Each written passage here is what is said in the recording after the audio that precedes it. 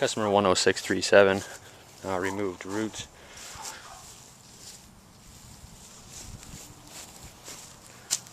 There's a large section.